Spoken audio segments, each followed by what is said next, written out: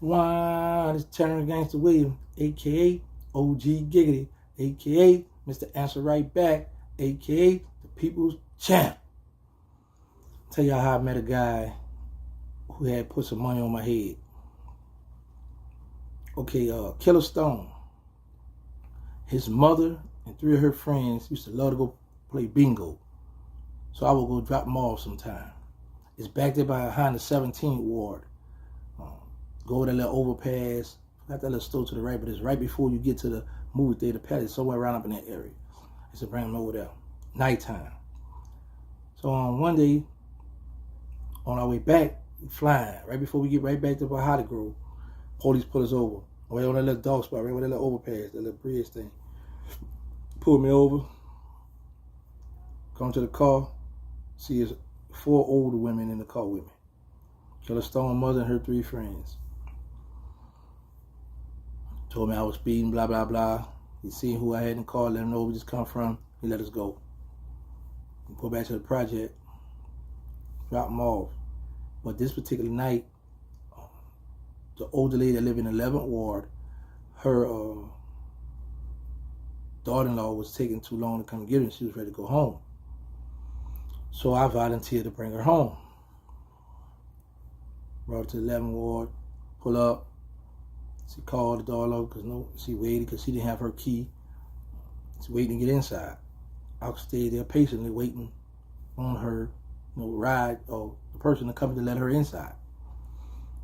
Unbeknownst to me, her son is kind of heavy in the game, getting money. And got a few little young boys around that neighborhood hustling for him.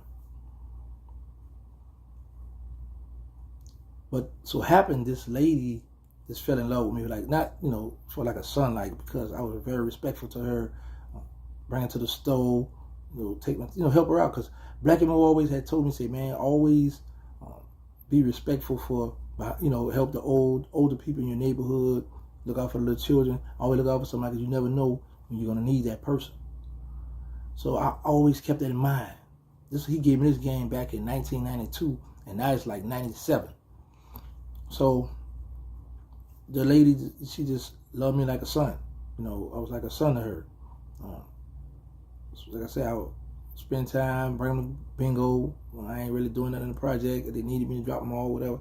Go back, pick them up, whatever. So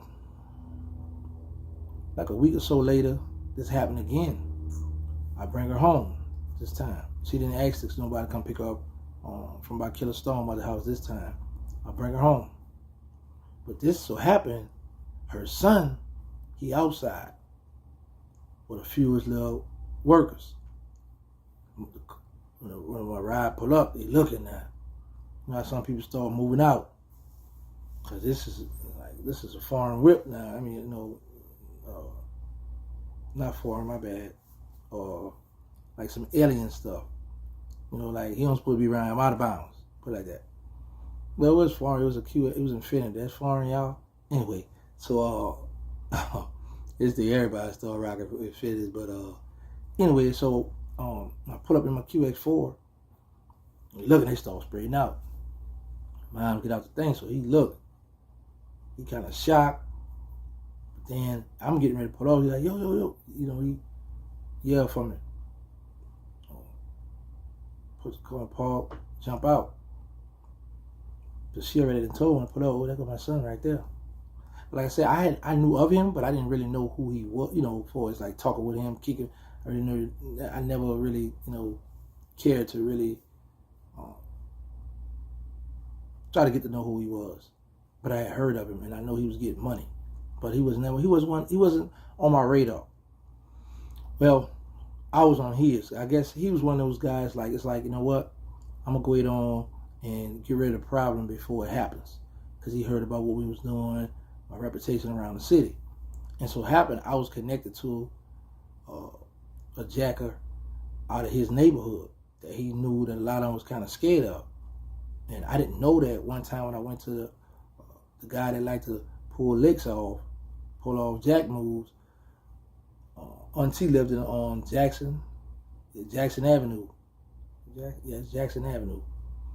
And some people saw me put up the come over. How he had just got out of jail, so we chopping it up, like, making plans for make some moves. So people saw me.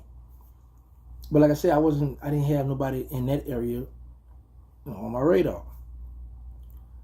Well, I get out, you shake my hand, man. My mother talk a lot about you, man. Thank you. Dropping her off, making sure she good. We small, regular talk. And he said, man, I'm gonna be honest with you, man. I had to put some money on your head. And I look, like, why? I never come through and violate nobody in this hood, nothing. He said, man, because I know you was running with Big Lou. And we know what Big Lou do.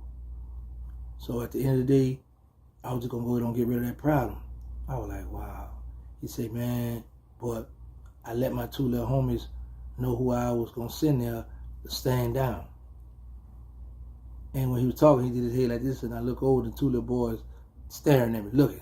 Like, I'm like, man, hey, I'm out here, somebody else's territory, in the blind, not knowing what I could have, I'm walking to a trap, a death trap at that. But by me being respectful to his mother, showing his mother love, helping her out, I got a pass, I guess, because he could have just went on and mashed the button, had them the young boys to do me in, just because he thought I might one day might try to rob his shop or try to kidnap one of his people or come through, or do whatever I used to do. So a lot of guys think like that. So a lot of times when we thinking that just because we terrorize certain parts of the city or certain neighborhoods, that it don't reach other neighborhoods, and people don't be on point. We be thinking, we be sliding, gliding like, oh, he don't know what's up with me. They don't know me. They ain't never saw me before. And all the while, people like to politic. Just like today, people are saying, well, yo, well, watch out for him, man. Yo, he do this, he do that, this and that, but it goes back to, I paid attention coming up in the game with Black and Mo, how he was like, man, always show love to the elder, to the older people, and to the children. Always show love. And that's what I did. Always show love. That was one of the things I always did. That's what people chant right now. But anyway, y'all know the motto. I just want to come through and let you steppers know, when you stepping, man, you got to be careful. You got to be stepping in people's territory where you thinking like you cool or you safe at, and they might already got the drop on you, got the word that what you be doing, and thinking you come around there to do something to one of them, and they go it on and let off and won't think twice that they was down bad for doing it. But y'all know my motto: say no to drugs, let's stop the violence, put the guns down. Get tested for HIV and AIDS. You need to know your status. Be on the lookout for the nonprofit. They need us. Got the Instagram. They need us. Third Ward. We got the pilot we're gonna be shooting in New Orleans. Called Will pretty soon. And like I say, for those who want to enter this little contest, I got a $100 contest. You can send me an email or a comment. You come on Instagram and let me know what day you think, because nobody knows, only God knows. What day you trying to think that you could guess that I'm gonna reach 100K. Like I say, if it's on August 3rd, if no one picked August 3rd, but if you pick August 2nd or August 4th, then you still win. I'm gonna give it to whoever was close by the number that it really happened. If you pick that number, $100 giveaway for that. Thank y'all for all love and support. Oh, make sure y'all download that Roku channel, Terrance Gangsta Network. Make sure y'all download that. That's it for now. Thank y'all for all love and support. I'm out. Wow.